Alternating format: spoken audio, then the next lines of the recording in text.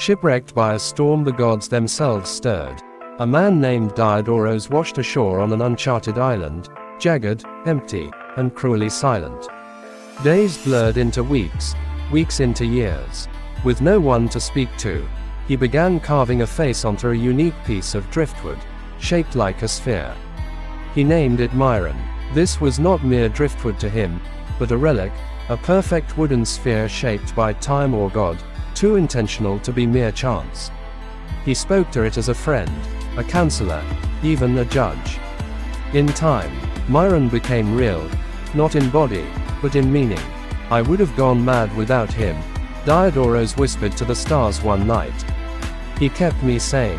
But one morning, a wave dragged Myron out to sea. Diodorus ran, screaming, weeping, like he'd lost his own soul. He collapsed on the sand. I am nothing now, nothing without him. As dusk fell, a figure appeared at the shore, golden, glowing faintly, yet cloaked in simplicity. It was Hermes, god of messages and thresholds. You weep for wooden memory, Hermes said, his voice like water on marble. Why, he was my friend, Diodorus said bitterly. He saved my mind. No, Hermes replied. You saved your mind. You gave the driftwood a name, a voice, a soul. That power did not live in the object, it lived in you.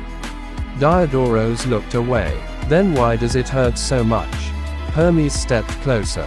Because you believed the meaning you created was the truth itself. But meaning is born from the mind, and the mind, your mind, is the realm of gods. Diodorus furrowed his brow. I am no god. You are not Zeus, Hermes said with a smirk. But you are a different kind of god, a human god. You shape your own reality, give birth to ideas, and endure trials even Olympus would weep at.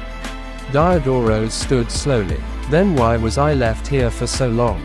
To learn, Hermes answered.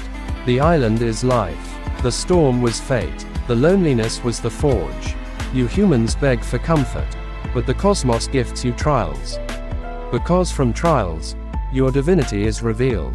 Diodorus's eyes filled, but he didn't look away. Understand this, Hermes said.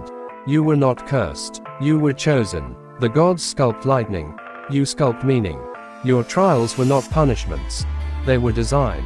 Diodorus breathed deeply, feeling the salt, the wind, the weight of years. So, this was meant to happen. Hermes nodded. Yes, and when a man accepts that even his suffering belongs, he no longer breaks under life, he joins it. A small boat appeared, waiting just off the shore. Hermes gestured. As Diodorus stepped into it, the island faded behind him, not as a prison, but as a temple of transformation.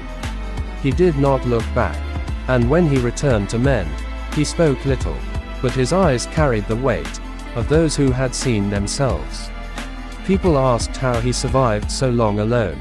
He simply answered, I wasn't alone, I was becoming.